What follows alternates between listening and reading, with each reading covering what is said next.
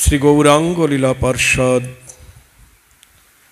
কবিকুল মুকুটমণি শ্রীল রঘুনাথ দাস গোস্বামীপাদ তার শ্রী শ্রী বিলাপ কুসুমাঞ্জলি গ্রন্থের প্রার্থনা স্তোত্রের প্রথম শ্লোকে মঙ্গলাচরণে বলছেন,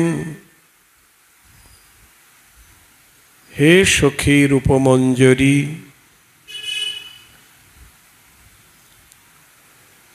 তুমি এই ব্রজমণ্ডলে সতী বলিয়া খ্যাতা। কখনো পরপুরুষের মুখ সন্দর্শন করো না। ভর্তার অনুপস্থিতি কালেও তোমার বিম্বাধরে যে ক্ষত দেখিতেছি, তাহা কি কোনো শোকশ্রেষ্ঠ বিধান করিয়াছে? জয় শ্রী রাধে।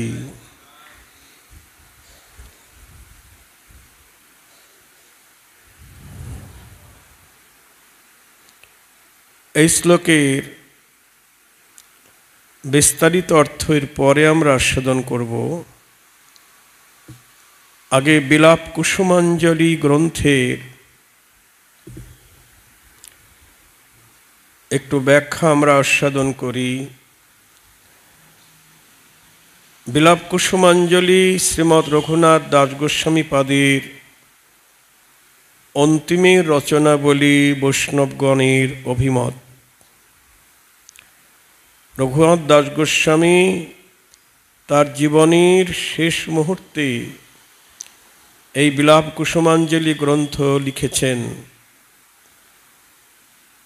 নিত্যলীলা প্রবেশের পূর্বে শ্রী রাধারানীর বিরহে শ্রীপাদের যে কি প্রকার অলৌকিক মানসিক অবস্থা হয়েছিল, এই স্তব পাঠে তা কিঞ্চিত অনুমান করা যায়।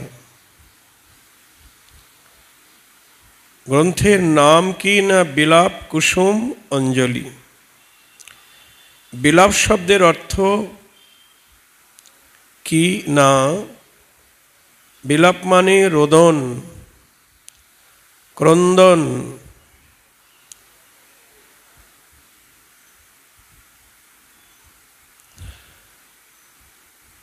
ব্যাকুলতা। আমরা তো ঠাকুরের চরণে কুসুম অঞ্জলি দিই।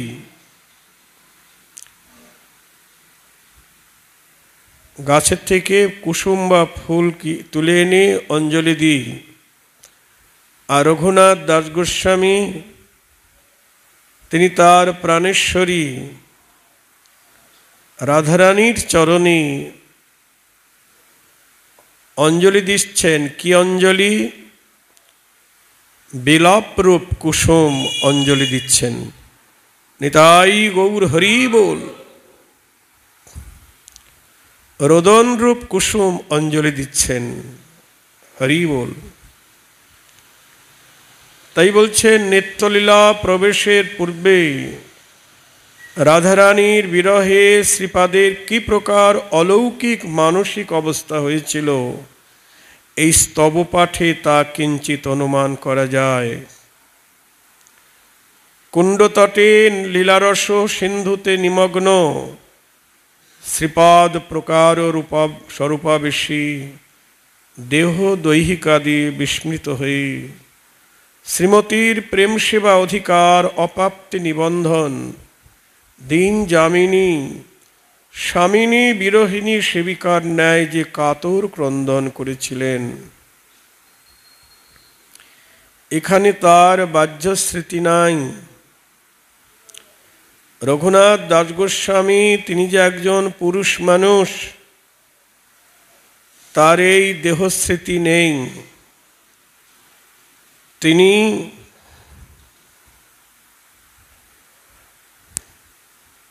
দেহস্মৃতি বিস্মৃত হয়ে নিজেকে রাধারানীর সেবিকার ন্যায়, অর্থাৎ রাধারানীর দাসী অভিমানী, তার প্রেম সেবার অধিকার পাবার জন্যে দিনরাত্রি ক্রন্দন করছেন। জয় রাধে।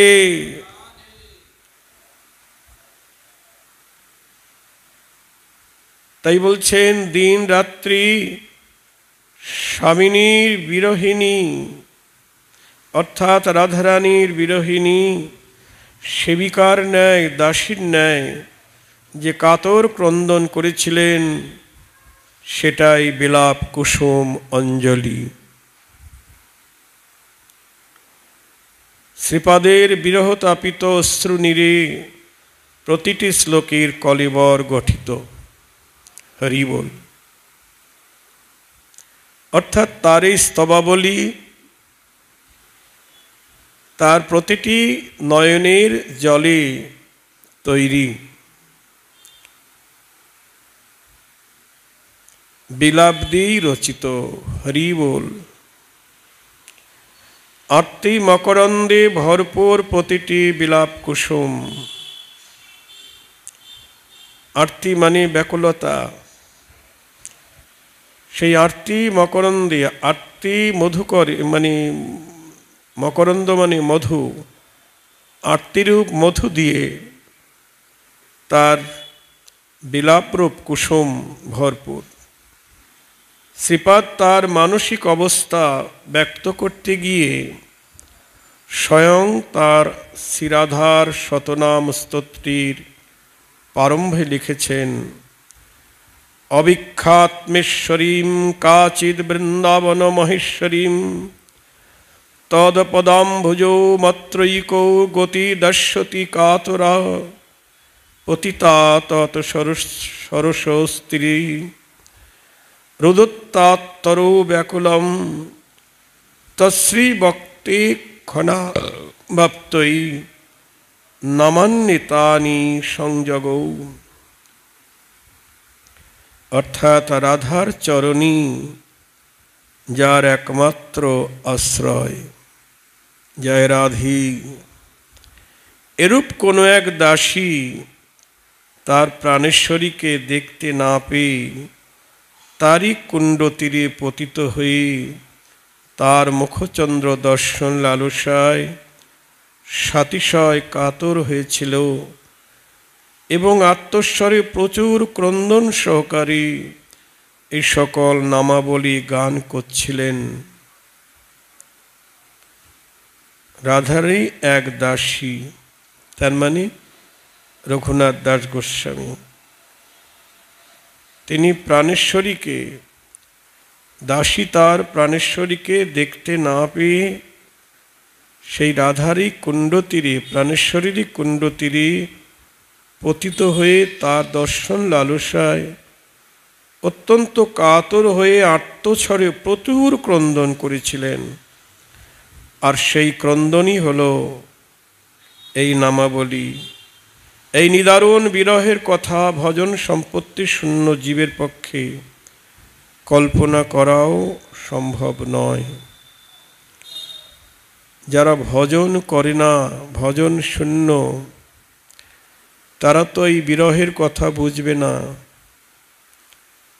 রাধারানীর সঙ্গে যাদের এক বিন্দু সম্বন্ধ হয়নি, তারা কি করে বুঝবে রাধা বিরহের কথা। জয় রাধে। আমাদের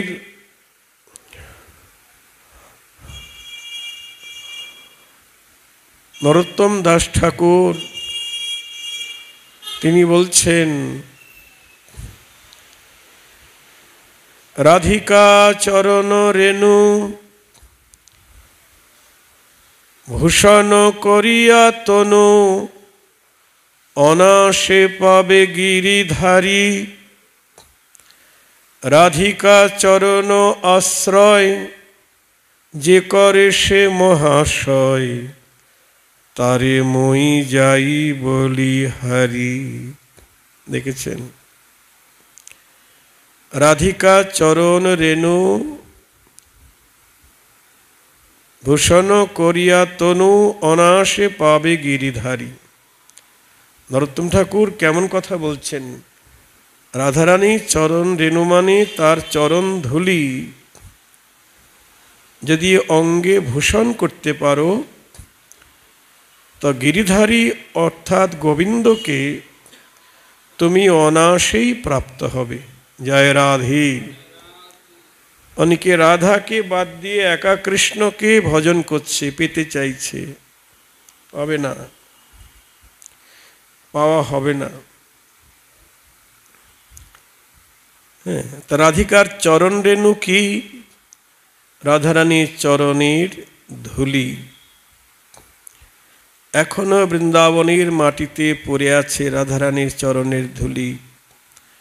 যদি আমরা ইচ্ছা করি সেই চরণ ধুলিতে গড়াগড়ি দিতে পারি বা গায়ে মাখতে পারি সে ধুলা।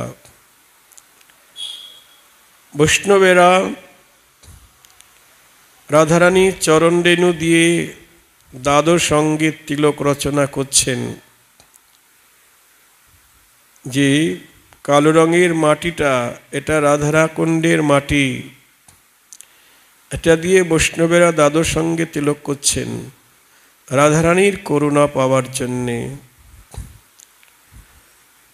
তাই রাধিকা চরণ রেণু ভূষণ করিয়া তনু অনায়াসে পাবে গিরিধারী। রাধিকা চরণ আশ্রয় যে করে সে মহাশয়, তারে মই যাই বলিহারি। নিতাই গৌর হরি বল। রাধিকার চরণ আশ্রয় যে করেছে সে মহাশয়,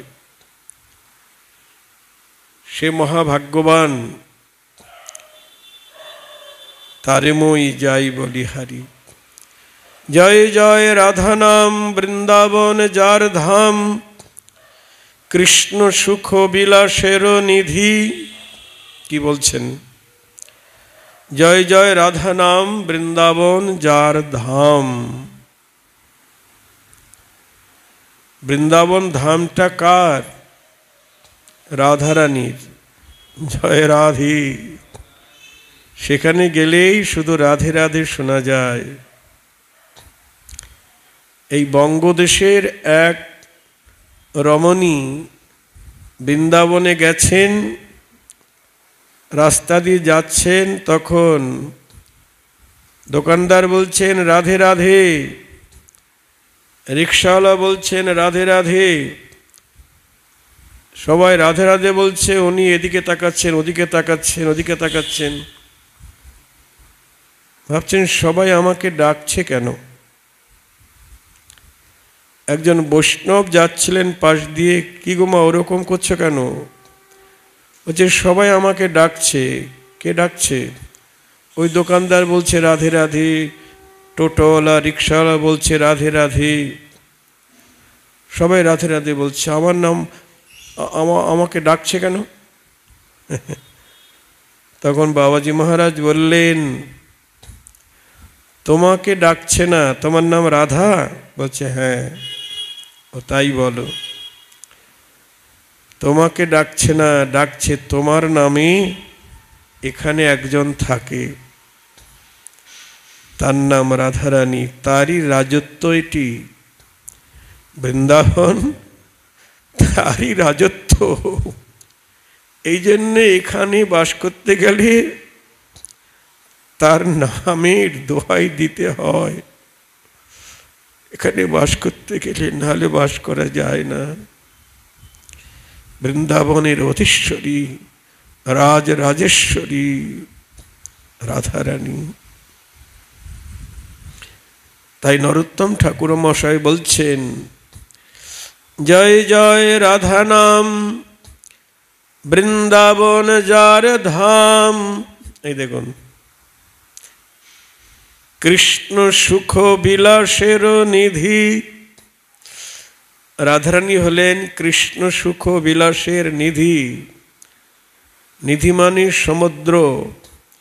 কৃষ্ণকে সুখী করতে যত রকম দরকার, যত রকম সামগ্রী দরকার, সব সামগ্রী রাধারানীর ভাণ্ডারে আছে। রাধারানী হলেন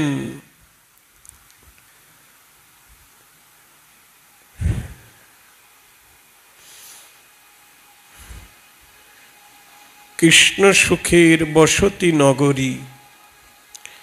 কৃষ্ণ সুখের বসতি নগরী। নগরী মানে শহর। শহরে যেমন সব রকম সামগ্রী পাওয়া যায়, তা রাধারানী হলেন কৃষ্ণ পূজার বসতি নগরী। কৃষ্ণ পূজার যত সামগ্রী দরকার আমার রাধারানী রূপ নগরীতে সব পাওয়া যায়। জয় রাধে। কৃষ্ণ সুখ বিলাসের নিধি, বিলাসের সাগর। জয় জয় রাধা নাম বৃন্দাবন যার ধাম, কৃষ্ণ সুখ বিলাসের নিধি। হেন রাধা গুণগান না শুনিল মোর কান, বঞ্চিত করিল মোরে বিধি। জয় রাধে।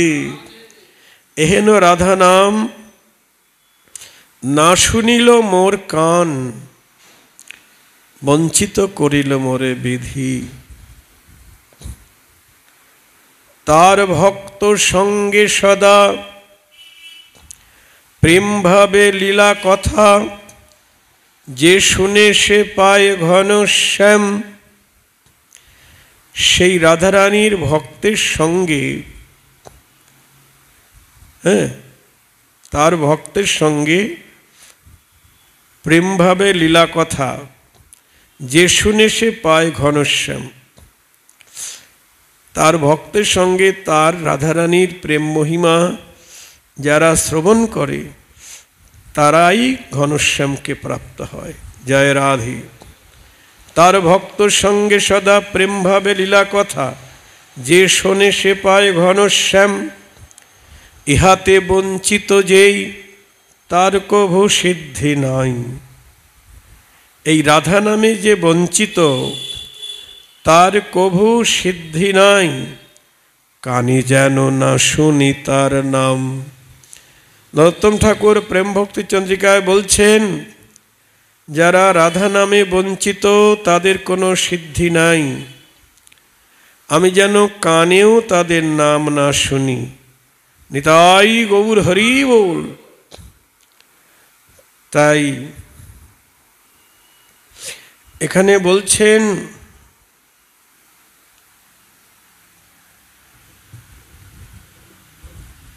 দাস গোস্বামীর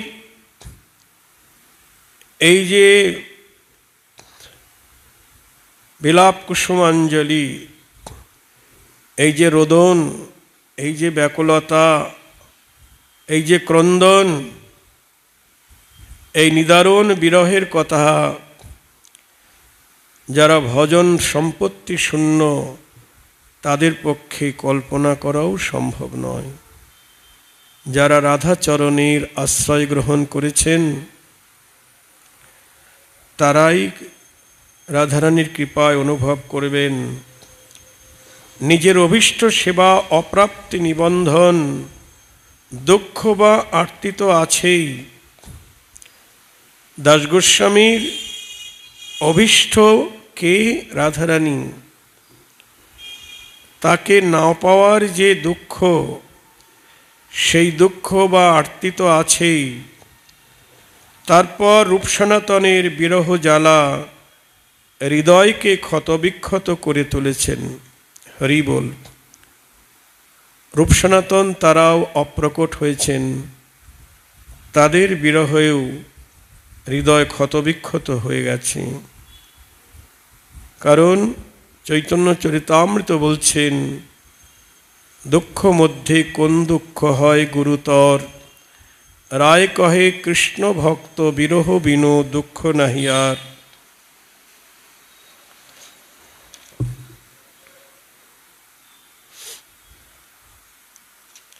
দাস গোস্বামী তার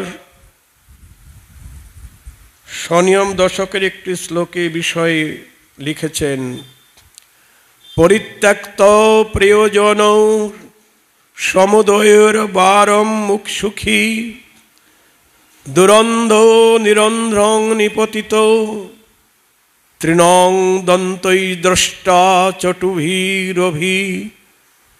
সচে অদ্য কৃপয়া স্বয়ং শ্রীগান্ধর্বা সপদ নলিনাভ অন্তং নয়তু মাম। অর্থাৎ অতি নির্বুদ্ধি আমি স্বরূপ গোস্বামী শ্রীরূপ সনাতনাদি প্রিয়জন কর্তৃক পরিত্যক্ত হয়ে অত্যন্ত জ্ঞান শূন্য হয়েছি। দাস গোস্বামী কাঁদছেন, কারণ সবাই অপ্রকট হয়ে গেছেন। সর্বদামোদর, রূপ সনাতন আদি পরিকরগণ তারা অপ্রকট হয়েছেন। তাই বলছেন, সেই প্রিয়জন কর্তৃক পরিত্যক্ত হয়ে অত্যন্ত জ্ঞান শূন্য হয়েছি। তাদের অপ্রকট কালেও এখনো জীবন ধারণ করে মহা দুঃখ সাগরে মগ্ন হয়েছি। দন্তে তৃণ ধারণ করে সাতিশয় দৈন ভরে নিরন্তর কাতর প্রাণে প্রার্থনা করছি, এক্ষণে রাধিকা স্বয়ং তদীয় চরণ সরোজ প্রান্তে আমায় লয়ে যান, লয়ে চলুন। আমি আর তাদের বিরহ ব্যথা সহ্য করতে পারছি না। একেতে গোস্বামীদের বিরহ ব্যথা, তারপরে নিজের অভীষ্ট প্রাণেশ্বরী রাধারানীর অদর্শন জ্বালা। তাই বলছেন, হে রাধে, তোমার চরণ সরোজে, তোমার চরণ প্রান্তে আমায় নিয়ে চলো। আর তোমার বিরহ জ্বালা সইতে পাচ্ছি না। তার চরণ কমলে স্থান লাভ ভিন্ন, হৃদয়ের এই নিদারুণ দুঃখ নির্বাপিত হবার কোনো উপায় নেই। ক্রমে ক্রমে শ্রীপাদের অবস্থা এমনই ভয়ঙ্কর হয়ে দাঁড়িয়েছে। দাস গোস্বামীর মানে তার অন্তিম দশা কেমন, মহাজন তাদের লেখনীতে লিখেছেন। দাস গোস্বামীর প্রিয়জনকে হারিয়ে তার যে দুঃখ, রাধা কৃষ্ণ বিয়োগে ছাড়িল সকল ভোগে, সুখ রুখ অন্ন মাত্র সার। দেখুন, রাধা কৃষ্ণের অদর্শনে দাস গোস্বামী সমস্ত ভোগ ত্যাগ করেছেন। অন্য বেশভূষা তো নাই তার, জীবন ধারণের জন্য যে আহার্য সব ত্যাগ করে সুখারুখা অন্নমাত্র ভোজন করে রাধা কৃষ্ণের অদর্শনে। তারপর গৌরাঙ্গের বিয়োগে অন্ন ছাড়ি দিল আগে, ফল গব্য করিল আহার। আর যখনই মহাপ্রভু অন্তর্ধান করলেন, তখন অন্নটা পাচ্ছিল সুখারুখা অন্ন, সেটাও ত্যাগ করলেন। জয় রাধে। শুধু ফল আর একটু দুধ খায়। যার পিতার ইন্দ্র সম ঐশ্বর্য, দেখুন তার কি খাবারের অভাব আছে?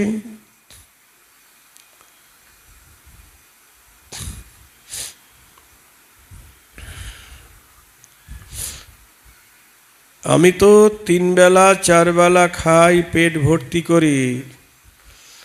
একদিন একটু ব্রত করলে মনে হয় আজ কয়দিন খাই না। নিতাই গৌর হরি বল। হ্যাঁ,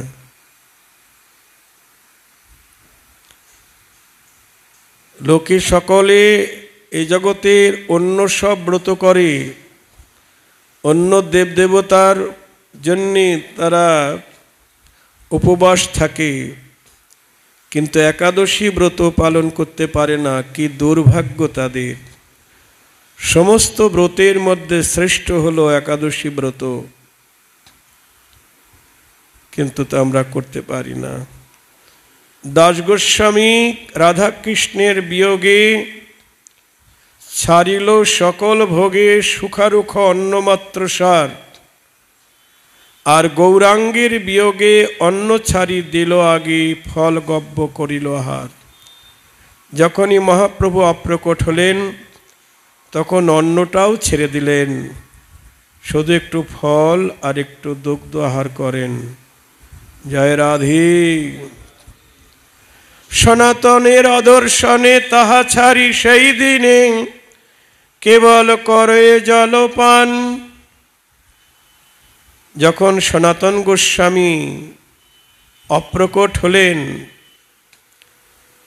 ফল আর দুগ্ধ খাচ্ছিলেন, সেটাও ছেড়ে দিলেন। জয় রাধে। ফল দুগ্ধ ছেড়ে দিয়ে কেবল করয়ে জলপান, শুধু জলপান করে জীবন ধারণ করে আছে। জয় রাধে। সনাতনের অদর্শনে তাহা ছাড়ি সেই দিনে কেবল করয়ে জলপান। রূপের বিচ্ছেদ যবে জল ছাড়ি দিল তবে রাধা কৃষ্ণ বলি রাখে প্রাণ। যখনই রূপ গোস্বামী অদর্শন হলেন, অপ্রকট হলেন, তখন জলও ত্যাগ করলেন। জয় রাধে। এবার কি করে প্রাণ ধারণ করেন? রাধা কৃষ্ণ বলি রাখে প্রাণ। শ্রীরূপের অদর্শনে না দেখি তাহার গণি, বিরহে ব্যাকুল হইয়া কাঁদে। কৃষ্ণ কথায় আলাপন না শুনিয়া শ্রবণ, উচ্চস্বরে ডাকে আর্তনাদে। হাহা রাধা কৃষ্ণ কোথা, কোথা বিশাখা ললিতা, কৃপা করি দেহ দর্শন। হা চৈতন্য মহাপ্রভু, হা স্বরূপ মোর প্রভু, হাহা প্রভু রূপ সনাতন। কাঁদে গোসাই রাত্রি দিনে, পুরী যায় তনু মনে, ক্ষণে অঙ্গ ধুলায় ধূসর। চক্ষু অন্ধ অনাহার, আপনার দেহ ভার, বিরহে হইল জর জর। কিছু না খেলে চক্ষু অন্ধ হয়ে গেল, আহার নিদ্রা সব বন্ধ হয়ে গেল, আর চোখেও দেখতে পায় না।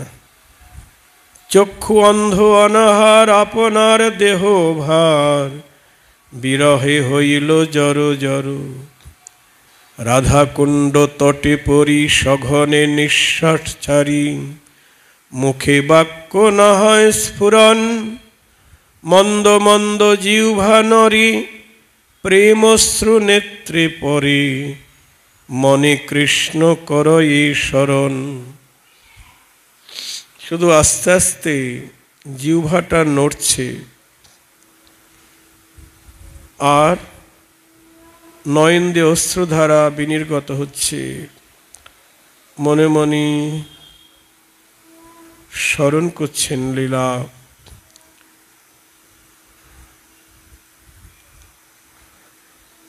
এইরূপ বিরহকুল, এইরূপ বিরহ আকুল দশায় শ্রীপাদের মর্মান্তিক যে ক্রন্দন, সেই ক্রন্দনই হল অবিলাপ কুসুমাঞ্জলি। তাই এটা রাগানুগীয় সাধকের অতুলনীয় আস্বাদ্য সম্পদ। যারা রাগানুগ মার্গের সাধক, তাদের এটা অতুলনীয় আস্বাদ্য। অনুরাগী সাধক নিজেও রাধা পাদপদ্ম বিরহী। যারা রাধার দাসী বা মঞ্জরী, তারাও তো সবসময় রাধারানীর বিরহী। রাধারানীর জন্যে তো তারাও কাঁদছেন। অতএব এই স্তবের শ্রবণ কীর্তনী সমবাসন সামাজিকের মনোরম সাধারণীকরণ হবে, বিপ্রলম্ব রসের অতি চমৎকার আস্বাদন লাভ ঘটবে। কিন্তু স্বরূপের পূর্ণ অভিমান নিয়েই এই আস্বাদনে প্রযত্ন করতে হবে। এই বিলাপ কুসুমাঞ্জলি আস্বাদন করতে হবে স্বরূপের অভিমান নিয়ে। স্বরূপের অভিমান মানে গুরুদেব যে স্বরূপের পরিচয় দিয়েছেন, তোমার বয়স 12 বছর 3 মাস, তোমার বয়স 12 বছর 3 মাস, তোমার নাম অমুক মঞ্জরি, তোমার বর্ণ গৌরবর্ণ, নানা অলঙ্কারে বিভূষিতা, রাধারানী যখন যেখানে বাস তোমার সেইখানে বাস, তোমার কি সেবা, চামর সেবা না ব্যজন সেবা না তাম্বুল সেবা না মালা গাথা, ওই সেবাটা ভাবনা করতে হবে। বাহ্যের দেহের কথা একেবারে ভুলে যেতে হবে। আমার এই যে পঞ্চভৌতিক দেহ, এই পঞ্চভৌতিক দেহের কথা একেবারেই ভুলে যেতে হবে। এই দেহ কারাগারে থেকে রসমাধুরী আস্বাদন করা কঠিন। হরি বল, জয় রাধে। সনত কুমার সংহিতায় বলছেন, আত্মানাম চিন্তায় তত্র তাসাং মধ্যে মনোরমম রূপ যৌবন সম্পন্নম কিশোরীং প্রমদাকৃতিম সুখিনং সঙ্গিনী রূপম আত্মানম বস্নময়ীম আজ্ঞা সেবা পরং তত্তদ রত্নালঙ্কার ভূষিতম। রাগনিগ সাধক তাদিগের মধ্যে অর্থাৎ কৃষ্ণকান্তা গোপীগণের মধ্যেই নিজেকে রূপযৌবন সম্পন্না মনোরম কিশোরী প্রমোদা রূপে চিন্তা করবেন। ভাবনা করতে হবে ললিতা বিশাখা রূপমঞ্জরি, ওই সখীগণের মধ্যে আমি একজন। জয় রাধে। তাদের মতোই আমার রূপ গুণ। সখীগণের সঙ্গিনী রূপা এবং তাদের আদেশ অনুসারে রাধা মাধবের সেবা পরা, রাধার প্রসাদী বসনভূষণে আমি ভূষিতা। জয় রাধে। দাসী, দাসী তো প্রসাদী পোশাকই পরে। জয় রাধে। যেমন রাজবাড়ির যারা দাসী থাকে, রানীমার যারা দাসী থাকে, অনেক সময় রানীমা কি করে, দাসীর সেবায় সন্তুষ্ট হয়ে হয়তো নিজে কয়েকদিন পরেছেন বেনারসি শাড়িটা, দাসীকে দিয়ে দিল, যা এটা তুই পরবি। জয় রাধে। তেমনি যারা রাধারানীর দাসী, সবসময় তারা রাধারানীর প্রসাদী বেশভূষাই পরিধান করবেন। নিতাই গৌর হরি বল। রাধার প্রসাদী বসনভূষণে ভূষিতা রূপে নিজের বাসনাময়ী মূর্তি ভাবনা করবেন। এই শ্লোকে শ্রীপাদ তার সিদ্ধ স্বরূপের আবেশে, আমরা যে প্রথম যে শ্লোকটি উচ্চারণ করেছিলাম, সেই শ্লোকে কি বলছেন? সিদ্ধ স্বরূপের আবেশে, অর্থাৎ রঘুনাথ দাস আর রঘুনাথ দাস নেই, তিনি হলেন রতি মঞ্জরি। সিদ্ধ স্বরূপে তিনি রতি মঞ্জরি। সেই রতি মঞ্জরির আবেশে তার গুরু কে? রূপমঞ্জরি। যিনি নবদ্বীপ লীলায় রূপ গোস্বামী, তিনি হলেন রূপমঞ্জরি। আর নবদ্বীপ লীলায় যিনি দাস গোস্বামী, তিনি রতিমঞ্জরি। তা রতিমঞ্জরি রূপমঞ্জরিকে ষোড়শ স্তব করছেন। ষোড়শ স্তব মানে স্তবটিকে ষোড়শ বলার তাৎপর্য এই যে গুরুদেবী এখানে প্রিয় সখী। নবদ্বীপ লীলায় যেমন গুরুদেব, তাকে মনুষ্য জ্ঞান করা যাবে না, তাই না? হ্যাঁ, কিন্তু বৃন্দাবন লীলায় তখন গুরুদেবী, আমিও সখী, গুরুদেবও সখী। ঠাকুরমশাই তার প্রার্থনা সঙ্গীতে বলেছেন, হে লোকনাথ প্রভু, তোমারও সহিতে থাকি যেন সখীরও সহিতে। তাই বলছেন, তিনি তার রূপমঞ্জরী গুরুর ষোড়শ স্তব করছেন। তাৎপর্যই যে গুরুদেবী সেখানে প্রিয় সখী।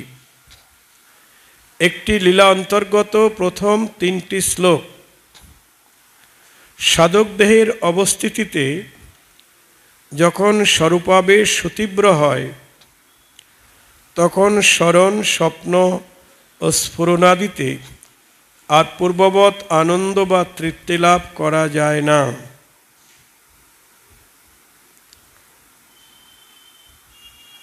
সাক্ষাৎ প্রাপ্তির অভাবজনিত জ্বালার ভোগ সর্বদাই হতে থাকে। হ্যাঁ, যখন সাধক দেহের অবস্থিতিতে স্বরূপ আবেশের সুতীব্র দশা হয়, মানে সাধক যখন তার এই মঞ্জরি ভাব দশা প্রাপ্ত হয়, তখন এমন সুতীব্র দশা হয়, তখন স্মরণ, স্বপ্ন বা স্ফুরণ এতে মানে তৃপ্তি হয় না, স্ফুরণ হয়, মানে সাক্ষাৎ দর্শনের মতোই দর্শন হয়। স্ফুরণ মানে সাক্ষাৎ দর্শনের মতো বা স্বপ্ন, ওরকমই, কিন্তু ওতে তৃপ্তি হয় না।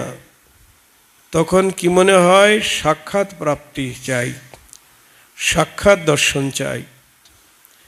সাক্ষাৎ প্রাপ্তির অভাবজনিত জ্বালার ভোগ সর্বদাই হতে থাকে। তদুপরি স্ফুরণাদির বিশ্রাম হলেই যে জ্বালা সাতিশয় ভীষণ আকার ধারণ করে। যখন আবার সেই স্ফুরণের বিরাম হয়, আবার জ্বালা বেড়ে যায়। তখন যেন আর কোনো মতেই প্রাণ ধারণ করা সম্ভবপর হয় না। সেই অবস্থায় স্বয়ং অভীষ্ট দেবতা অথবা তার পরিকর বর্গ স্ফূর্তিতে তদবস্থ সাধকের নিকটে এসে তাকে সান্ত্বনা প্রদান করেন। এই শ্লোকে স্বরূপে আবিষ্ট শ্রীপাদ নিজেকে রাধার কিঙ্করী রূপেই অনুভব করছেন। আমি রাধা দাসী, কিন্তু স্ফুরণাদির অনুভব না থাকায় অসহ্য যন্ত্রণা ভোগ করছেন। হ্যাঁ, নিজেকে রাধা কিঙ্করী ভাবছেন, কিন্তু স্ফুরণ হচ্ছে না, লীলা দর্শন হচ্ছে না, তাই অসহ্য যন্ত্রণা ভোগ করছেন। তাই রাধাকুণ্ডের তটে লুটিয়ে, মানে কুণ্ড তীরে গড়াগড়ি দিয়ে ফুৎকার করে উচ্চস্বরে কাঁদছেন, স্বামিনীকে ডাকছেন। স্বামিনী মানে রাধারানীকে ডাকছেন। শ্রীরূপমঞ্জরী তখনই গোবর্ধনের নিভৃত গিরিকন্দরে। এদিকে যখন দাসগোস্বামী তিনি রতিমঞ্জরীর আবেশে কুণ্ড তীরে পড়ে লুটিয়ে কাঁদছেন রাধারানীর অদর্শনে, তখনই রূপমঞ্জরী গোবর্ধনের নিভৃত গিরিকন্দরে শ্যাম এবং স্বামিনীকে মিলিত করে গবাক্ষর অন্ধে যুগলের নিভৃত বিলাস মাধুরী দেখছিলেন। দাসগোস্বামীর যিনি গুরু রূপমঞ্জরী, তিনিও রাধারানীর মঞ্জরী। তিনি রাধা এবং কৃষ্ণকে গোবর্ধনের নিভৃত গিরি গুহাতে রাধা মাধবকে মিলিত করিয়ে, কুঞ্জে মিলিত করিয়ে বাইরে গবাক্ষর অন্ধে যুগলের নিভৃত বিলাস মাধুরী দেখছিলেন। উভয় সান্নিধ্য উভয়কে উন্মত্ত করে তুলেছে। রাধা মাধব দুইজনকে পেয়ে একদম উন্মত্ত হয়ে গেছে। কি অপূর্ব বিলাস পরিপাটি! বিলাস অবকাশে শ্যামসুন্দর শ্রীমতীর অধরে দশন ক্ষত অঙ্কিত করে দিয়েছেন। গোবিন্দ কি করেছেন? রাধারানীর অধরে দন্ত বসিয়ে দিয়েছেন। জয় রাধে। রাধারানীকে যে চুম্বন করেছেন অধরে, সেটা দাগ লেগে গেছে।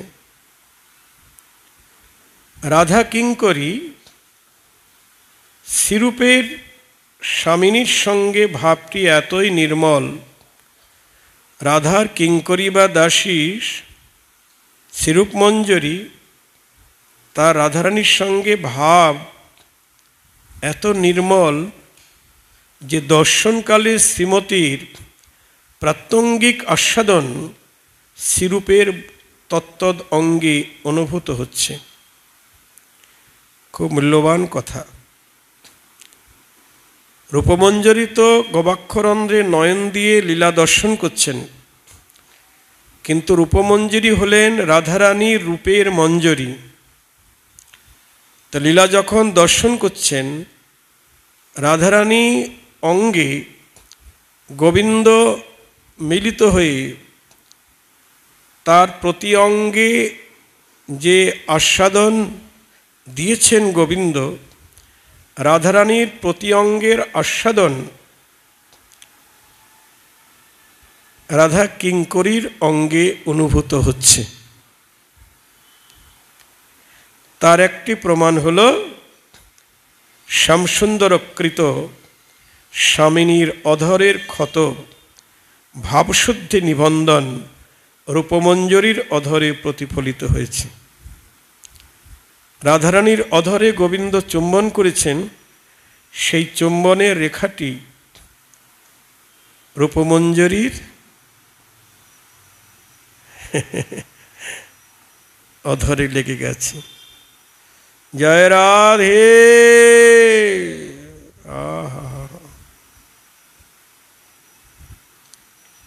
ভাবা যায় এটা কেন হলো গো? কারণ রূপমঞ্জরী রাধারানীর রূপেরই মঞ্জরী।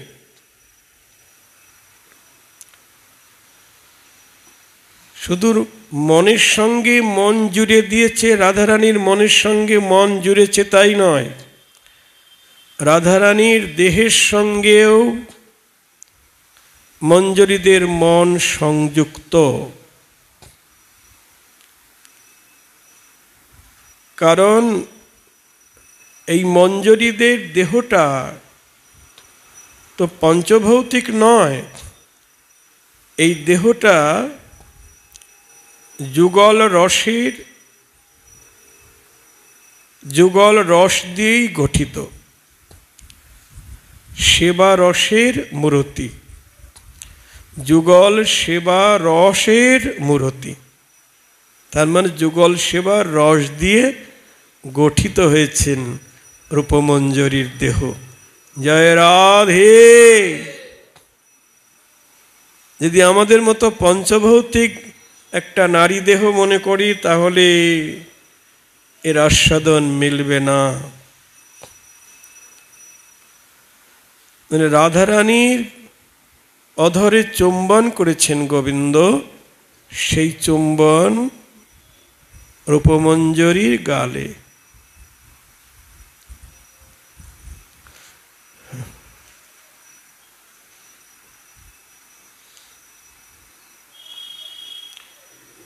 নিজের অধরে ক্ষতের কথা তিনি জানেনও না, তার গালে যে ক্ষত হয়েছে রূপমঞ্জরী কিচ্ছু জানে না। এমন সময়ে স্বরূপাবিষ্ট রঘুনাথের স্বামিনীর জন্যে বুক ফাটা আর্তনাদ রূপমঞ্জরীর অন্তরে তুলসীর স্মৃতি এনে দিল। এদিকে রঘুনাথ দাস গোস্বামী তিনি কুণ্ড তীরে বসে বুক ফাটা কান্না আর্তনাদ, কুণ্ড তীরে ধরণীতে পড়ে কাঁদছেন। তখন তুলসী মঞ্জরীর অন্তরে, রূপমঞ্জরীর অন্তরে তুলসী স্মৃতি জেগে উঠল। তুলসী মঞ্জরী তো রূপ গোস্বামীর শিষ্য, রূপমঞ্জরীর শিষ্য, মনে পড়ে গেল।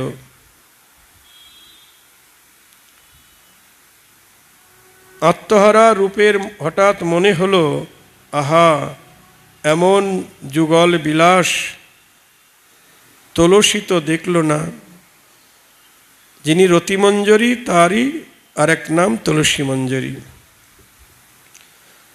রতিমঞ্জরী তো দেখল না, তুলসী তো দেখল না, হায় কোথায় সে? তাকে এনে দেখাতে হবে।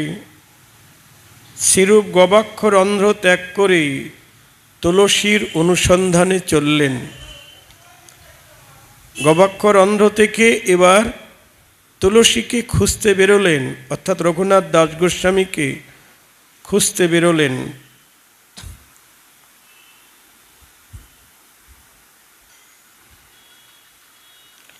অমনি রঘুনাথে তুলসীর অনুসন্ধানরত শ্রীরূপ মঞ্জরীর স্ফুরণ হল।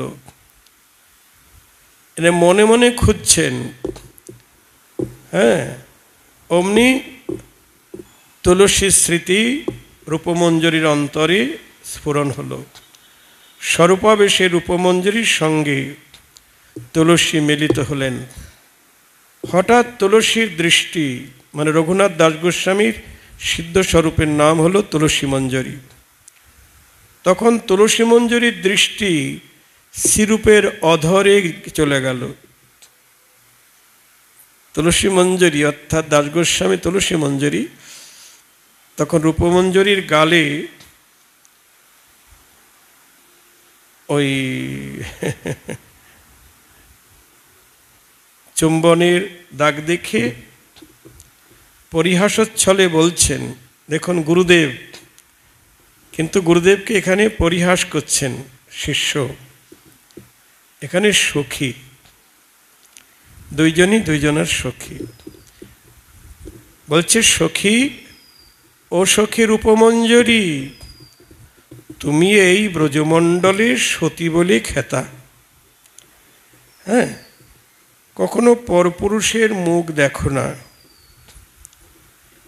ভর্তার অনুপস্থিতি কালে, ভর্তা মানে স্বামী, তোমার স্বামীও এখানে নাই, অথচ তোমার বিম্বাধরে যে ক্ষত দেখছি, এটা কি কোনো সুখশ্রেষ্ঠ বিধান করেছে?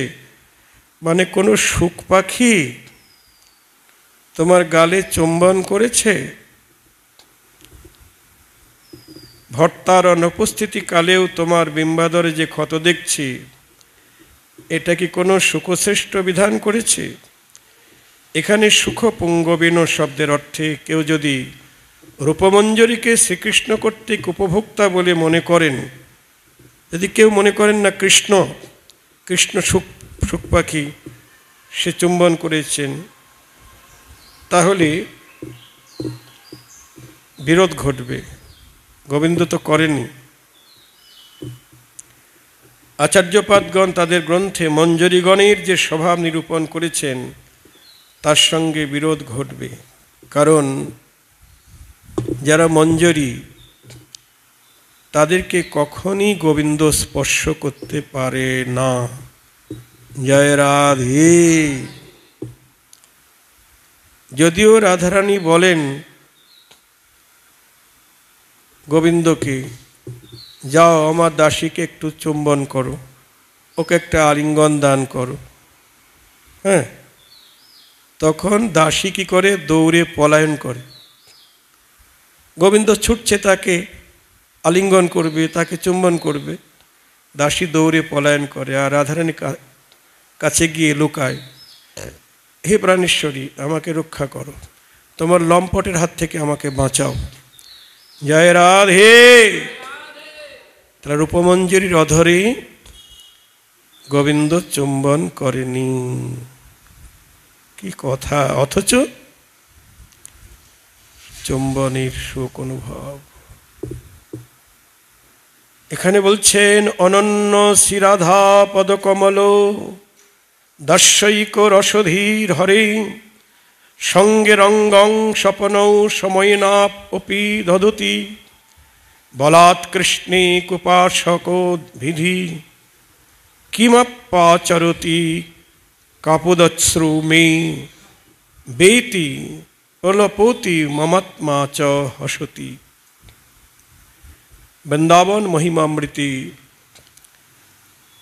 ছিল প্রকাশানন্দ সরস্বতীপাদ লিখেছেন, বা প্রবোধানন্দ সরস্বতীপাদ, যিনি রাধা পদকমলের দাস্যরসেই অনন্য চিত্তা। কে? রাধা দাসী। যিনি রাধা পদকমলের দাস্যরসেই অনন্য চিত্তা, জাগ্রত দশায় তো নয়, স্বপ্নেও যিনি কৃষ্ণের সঙ্গে রঙ্গ স্বীকার করেন না। জয় রাধে।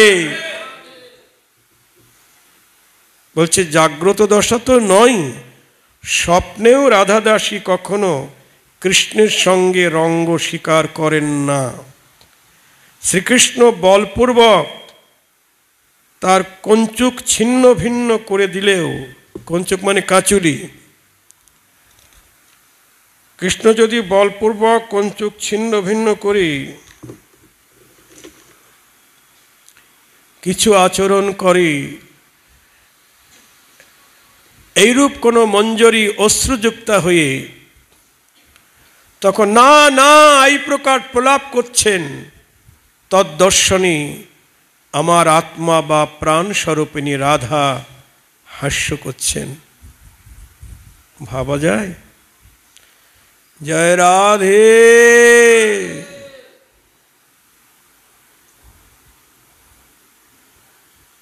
দাসী যখন অশ্রুযুক্তা হয়ে প্রলাপ করছেন, কাঁদছেন, তখন রাধারানী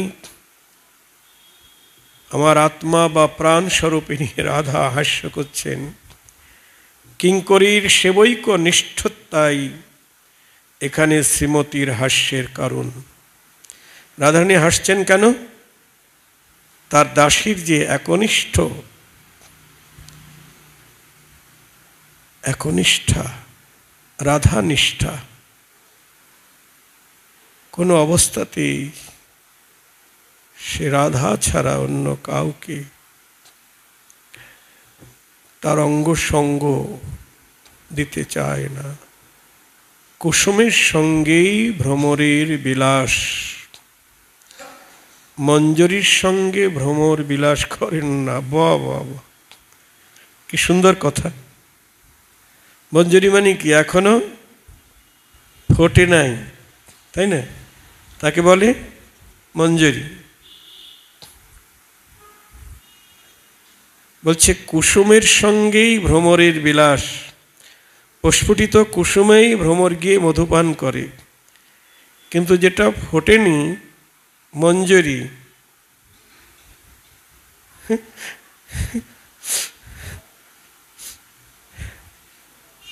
মঞ্জরির সঙ্গে ভ্রমর বিলাস করে না।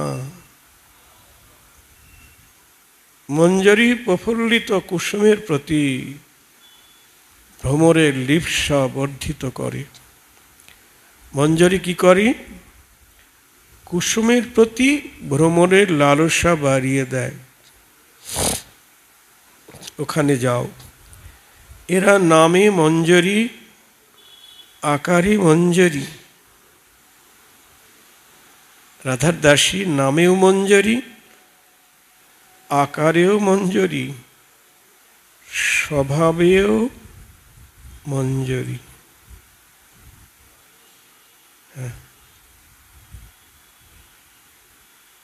নামে মঞ্জরি, আকারে মঞ্জরি, স্বভাবেও মঞ্জরি।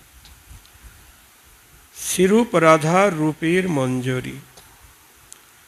রতি মঞ্জরি শ্রীমতীর রতিরই মঞ্জরি, বিলাস মঞ্জরি শ্রীমতীর বিলাসেরই মঞ্জরি। এদের ভাবনিষ্ঠার নিকট শ্রীকৃষ্ণের পরাভব হয়। এই মঞ্জরীদের যে ভাবনিষ্ঠা, এখানে কৃষ্ণ হেরে যায় মঞ্জরীদের ভাবের কাছে।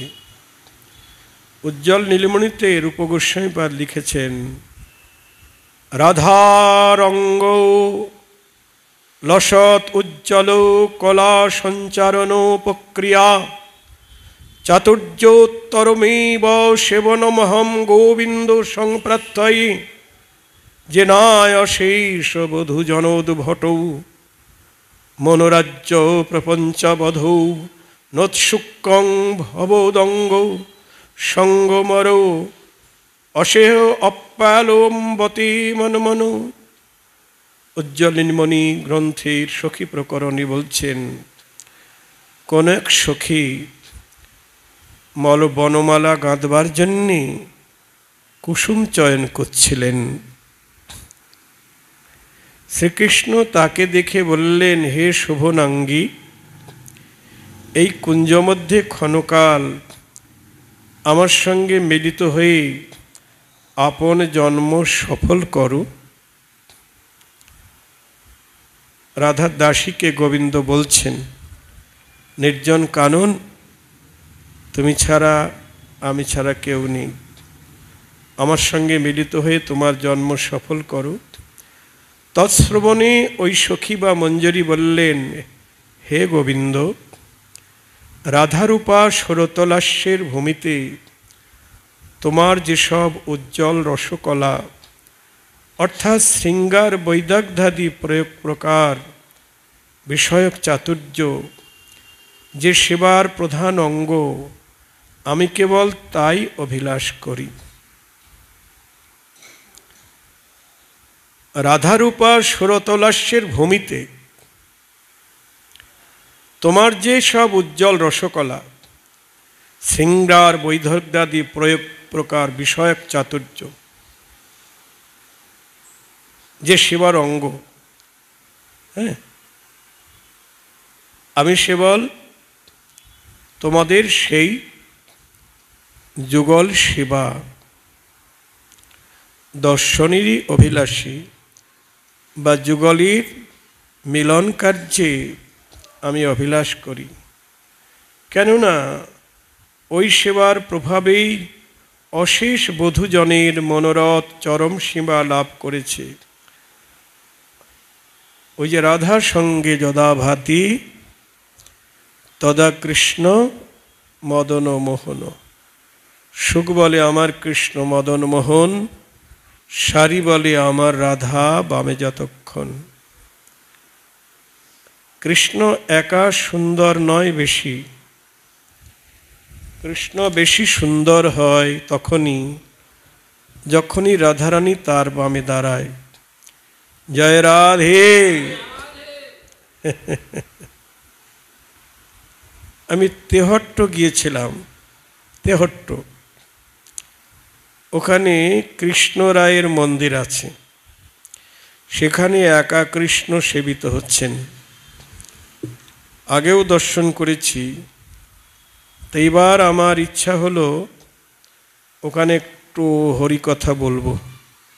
ওখানে আমাদের কয়েকজন ভক্ত আছে, তাদেরকে বললাম ওখানকার কর্তৃপক্ষকে বলো কৃষ্ণরায়ের মন্দিরে একটু হরিকথা হোক। তা পাঠের আগেই কৃষ্ণরায়ের কাছে গেলাম, বদনটা ভীষণ মলিন, মানে আমার নয়নে ধরা পড়ল কৃষ্ণের বদনটা বিমলিন। দেখেই সেই আমি কৃষ্ণের পূর্বরাগ লীলা আরম্ভ করিলাম। জয় রাধে। বিরস বদনে কেন আছো বসি, বললাম কর্তৃপক্ষকে সবাইকে, গোবিন্দের বদন তো বিমলিন দেখলাম, কেন জানেন? রাধার অদর্শনে।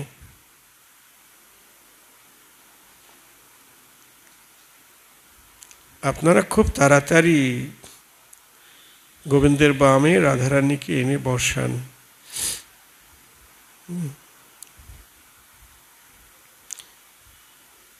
তাই সুখ বলে আমার কৃষ্ণ মদন মোহন, সারি বলে না, সারি বলে আমার রাধা বামে যতক্ষণ, যতক্ষণ আমার রাধা বামে ততক্ষণই কৃষ্ণ মদন মোহন আরও বেশি সুন্দর। হ্যাঁ, তাই রাধা দাসী বলছেন,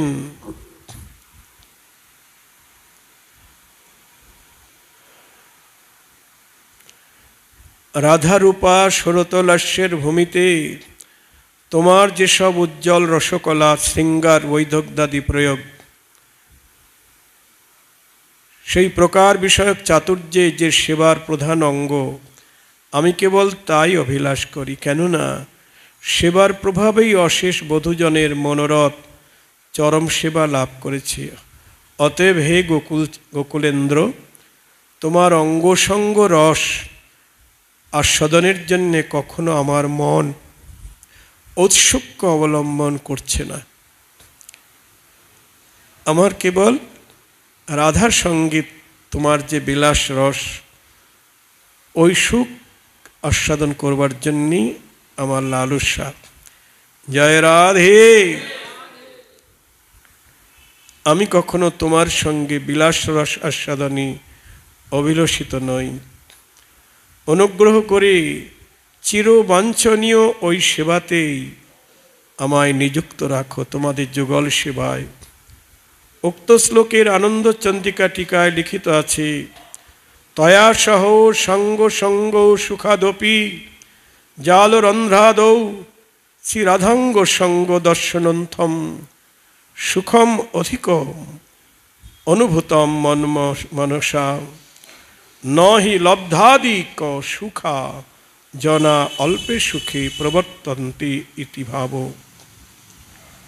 তোমার সঙ্গে নিজের অঙ্গ সঙ্গ সুখ হতেও কুঞ্জস্থ লতা জাল রন্ধ্রাদিতে রাধার সঙ্গে তোমার অঙ্গ সঙ্গ জনিত আনন্দই অধিক রূপে আমার মন অনুভব করেছে। সুতরাং যে অধিক সুখ লাভ করেছে, অপেক্ষাকৃত অল্প সুখে তার কখনই প্রবৃত্তি হয় না। স্বয়ং শ্রী রাধাও ইহাদিগকে কৃষ্ণের সঙ্গে মিলিত করার চেষ্টা বিফল হয়। রাধারানী চেষ্টা করেন কিন্তু পারে না। হরি বল। উজ্জ্বল নীলমণিতে প্রমাণ রয়েছে, তয়া যদুপ ভুঞ্জতে মরজিদঙ্গং সঙ্গে সুখম তদেব বহু জানতি স্বয়ং ব্যক্তিত শুদ্ধ শ্রী ময়া কৃত বিলোভনাপধিক চাতুরীচর্যয়া কদাপি মণিমঞ্জরী ন কুরুতে অভিসারো শ্রীহাম। একদিন রাধা মণিমঞ্জরীকে অভিসার করাবার নিমিত্ত কোনো সখীকে নিযুক্ত করায় তিনিও বিবিধ যুক্তিপূর্বকও তাকে অভিসার করাতে না পেরে রাধার নিকট ফিরে এসে বললেন, মানে মণিমঞ্জরী, একদিন রাধা মণিমঞ্জরীকে কৃষ্ণের সঙ্গে মিলিত করবার জন্যে এক সখীকে নিযুক্ত করলেন, যা ওকে কৃষ্ণের সঙ্গে মিলিত করার চেষ্টা কর। তখন বহু প্রকার যুক্তি দেখিয়েও মণিমঞ্জরীকে সেই সখী কৃষ্ণের সঙ্গে মিলিত করতে পারলেন না। তখন সখী রাধার নিকট এসে ফিরে বললেন, হে রাধে, তুমি আজ্ঞা করায় মণিমঞ্জরীর নিকট গিয়ে বহুবিধ প্রলোভন বাক্যে তাকে বললাম, বয়স্যে ত্রিভুবন মধ্যে কৃষ্ণাঙ্গ সঙ্গ সুখ ব্যতীত কোনো সুখই অধিক নয়। অতএব একবার অনুভব করো, যেরূপ ললিতাদি সখীগণের সময়ে সময়ে সখিত্ব নায়িকাত্ব উভয়ই উপস্থিত হয়, তুমি সেই ভাব অঙ্গীকার করো। কেন এত লঘু হচ্ছ? হে রাধে। এই কথা শুনে মণিমঞ্জরী বলল, সখী, রাধা কৃষ্ণাঙ্গ সঙ্গে যে সুখ অনুভব করেন, আত্মমিলন অপেক্ষা আমার পক্ষে ওই সুখী অধিক।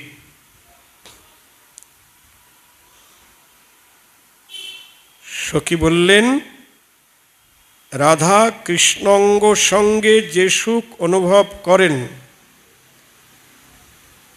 আমি নিজে কৃষ্ণ সঙ্গে মিলন করে যে সুখ পাব, তার থেকে অধিক সুখ পাব রাধার সঙ্গে কৃষ্ণের মিলন হলে।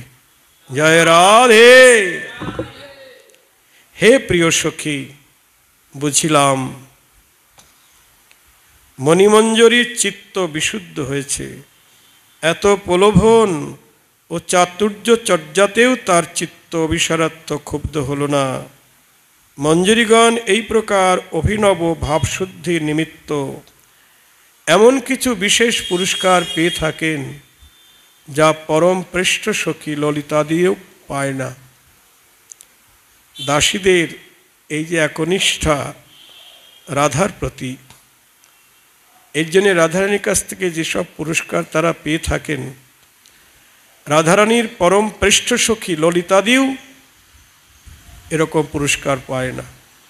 জয় রাধে।